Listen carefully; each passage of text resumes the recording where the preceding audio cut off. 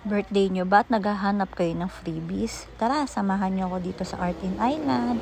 Birthday ko ngayon at libre ako dito. Our ticket, dahil estudyante pa man ako, 700 siya, pero na 850, and because it's my birthday, we have a talk here for free. At syempre, pinangapulit na Mireya Jean! Mireya Jean, say hi! Hi! I'm so excited!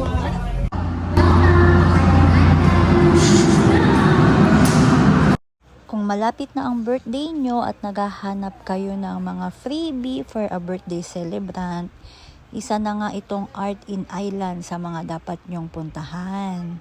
Ayan, so dahil birthday ko, so naghanap talaga ako ng mga freebie na pwede nating puntahan para naman masulit natin ang birthday natin bukod sa Vikings, syempre. So ito, yung promo nila, parang katulad lang din siya sa Vikings. You are free within the day of your birthday, basta may kasama ka lang na one paying adult.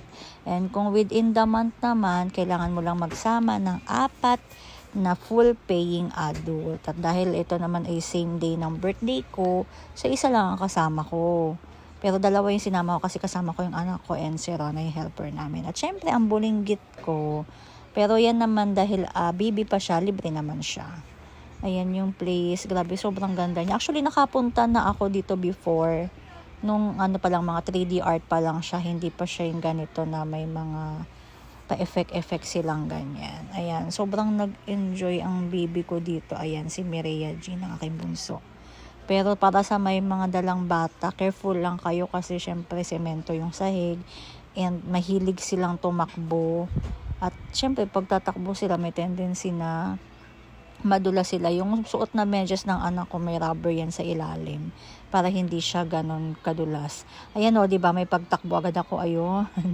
Kasi naman, napakabilis tumakbo ng anak ko na yan. Sobrang likot. Ayan, so ito yung pinaka-center nung museum. Ayan, so meron siyang parang pinaka-platform yan sa gitna kung saan pwede kayong tumayo dyan. And ayan yung paligid niya. Sobrang daming nagpe-play dyan na mga, ano ba tawag nyo dyan? Mga pa-lightning nila. Hindi ko na kung anong tawag dyan. Mga pa-3D effect nila. Sobrang relaxing nyo lang sa eyes, guys. As in, nakakatuwa lang makita. For me, hindi naman siya masakit sa mata. Wala naman kasi akong problema sa eyes ko. And ayan, meron siyang mga couch dyan sa gilid. Kung saan pwede ka mag-relax habang tinitingnan mo yung mga views. Ayan, kasama ko ang dalawang anak ko. Thank you, Lord. At na-enjoy ko ang birthday ko dito sa Art in Island kasama ang mga babies ko. Ayan, no.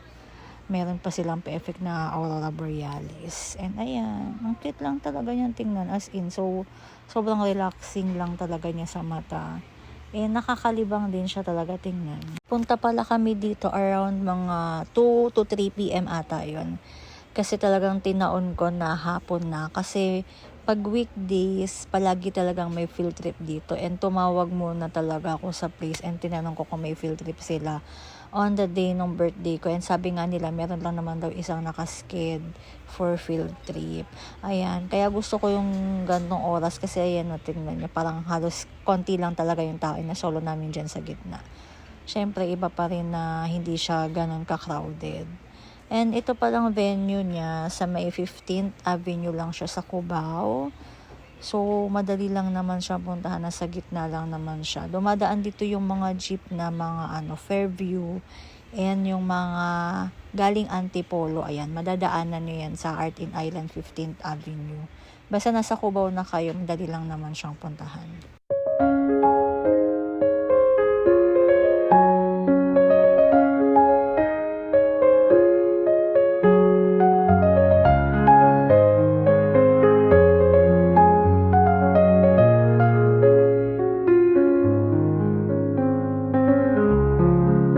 Ito yung isa sa mga room, yung Hiwaga ng Pilipinas. Actually, before, nung 3D Art Museum pa lang, ito yung talagang mga painting pa lang siya. Meron siyang separate entrance for this room. I think it's 200 or 100 per head. Pero ngayon, dahil 850 na siya per head, kasama na siya sa overall payment. At ayan, ang ganda ng loob niya. Oh. Kasi mga glow in the dark, 3D art painting siya. Ayan. Ang ganda mag-picture dito, pero dapat maganda yung quality ng phone nyo. para maganda rin yung quality ng picture kasi nga madilim talaga yung place. At syempre, ayan ang panganay ko. At ang bunso kong walang kasing likod. Ayan na, di ba, umiilaw yung kanyang medyas. At tuwang-tuwa siyang nag-iikot lang dyan sa paligid. Kasi yung anak ko, favorite niya yung mga fish. So, ayan, may mga 3D art painting kasi, ayan, may fish. Kaya sobrang natuwa siya dito sa section na to ng Art in Island. Ayan, di ba tinutur ko yung anak ko at nag-hi naman siya sa mga fish doon.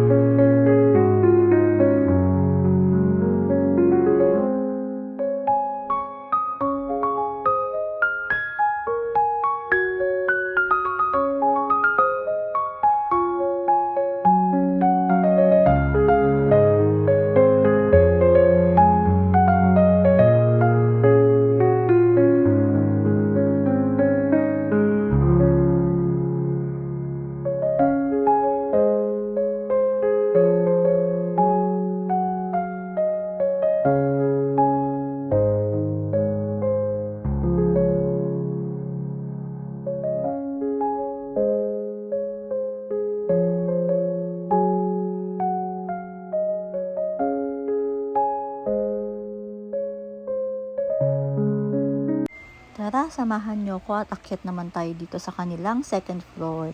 Yes, meron po silang second floor at mas marami pa pong rooms dito. Ayan. May mga 3D art painting pa rin naman sila na mga natira. Actually, meron din sa first floor. Hindi ko na lang siya na video kasi nga dahil nga nakapunta na ako before. Kaya hindi na ako nag-take ng photos doon. At ito isa sa mga magandang rooms nila. Oh, ayan yung mga palantern na nag-iiba-iba yung color niya. Sobrang ganda. As in, ang ganda mag-video dito at ang ganda rin mag-picture. Tapos yan yung anak ko, si Mireya Jean. Dahil nga may mga salamin dyan. May ilang beses siya nauntog. Kasi nakikita niya yung sarili niya. Ayan o. O, diba? Likot lang. Mag-e-enjoy talaga mga chikiting dito. Kaya mas maganda kung may chikiting kayo isama nyo.